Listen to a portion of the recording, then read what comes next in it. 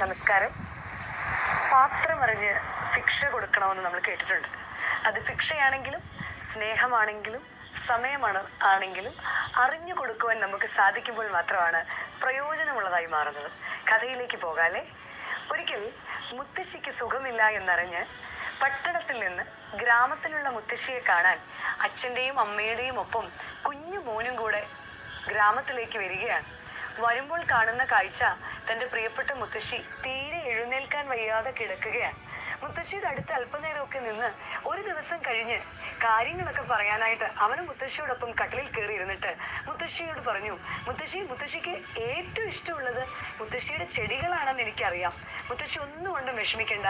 മുത്തശ്ശിയുടെ ചെടികളെ എല്ലാം സൂക്ഷിക്കാൻ, എല്ലാത്തിനെയും സംരക്ഷിക്കാൻ മോൻ ഇവിടെ ഉണ്ട് എന്ന് ധൈര്യപ്പെടുത്തി മുത്തശ്ശിയെ ധൈര്യമായി അവിടെ കിടന്നോളൂ എന്ന് പറഞ്ഞു. ദിവസങ്ങൾ കഴിഞ്ഞു.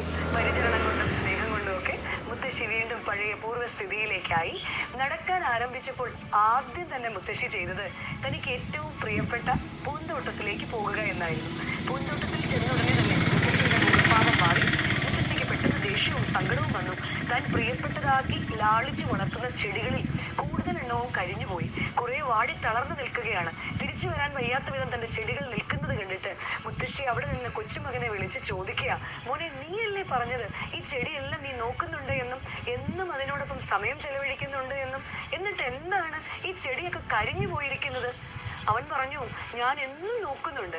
മുത്തശ്ശി ചോദിച്ചു, നീ എങ്ങനെയാണ് ഈ ചെടിയൊക്കെ നോക്കുന്നത്? ഒന്ന് പറഞ്ഞേ, നീ എന്താ ചെയ്ത ഇത്രയും ദിവസമെന്ന്.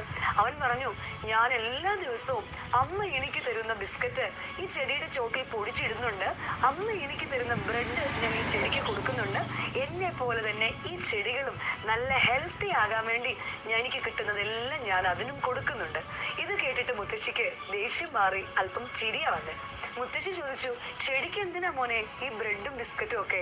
അന്നേരം കുഞ്ഞു പറഞ്ഞു, അമ്മ പറഞ്ഞു ഈ ബ്രെഡും ബിസ്ക്കറ്റും ഒക്കെ കഴിക്കുമ്പോഴാണ് എനിക്ക് കൂടുതൽ ശക്തി വെക്കുന്നതെന്ന്. മുത്തശ്ശിയുടെ ചെടികൾക്ക് കൂടുതൽ ശക്തി വെക്കാനാണ് ഞാൻ ബ്രെഡും ബിസ്ക്കറ്റും ഒക്കെ കൊടുക്കുന്നതെന്ന്. മുത്തശ്ശി പറഞ്ഞു, മോനെ, ചെടികൾക്ക് വേണ്ടത് ബിസ്ക്കറ്റും ബ്രെഡും അല്ല, ചെടികൾക്ക് വേണ്ടത് വെള്ളമാണ്.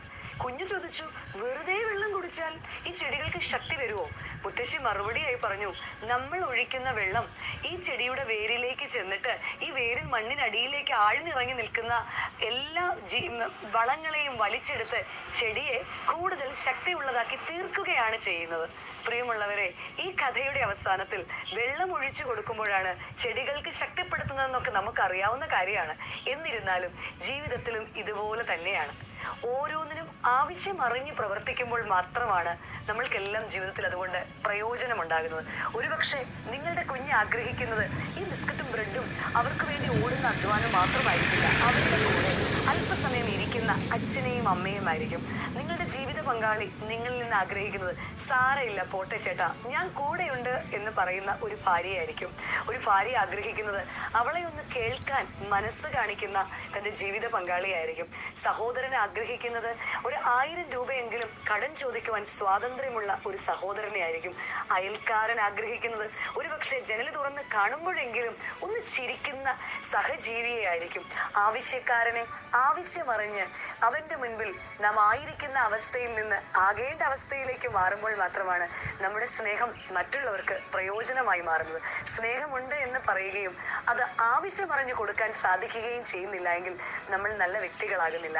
സ്നേഹമുണ്ട് എന്ന് പറയുകയും ആവശ്യം അറിഞ്ഞ് അവൻ്റെ മുൻപിൽ സ്നേഹമാണെങ്കിലും സമയമാണെങ്കിലും അവനോടൊപ്പം അല്പസമയം ഇരിക്കുകയാണെങ്കിലും സാരമില്ല പോട്ടെ എന്ന് പറയുന്നതാണെങ്കിൽ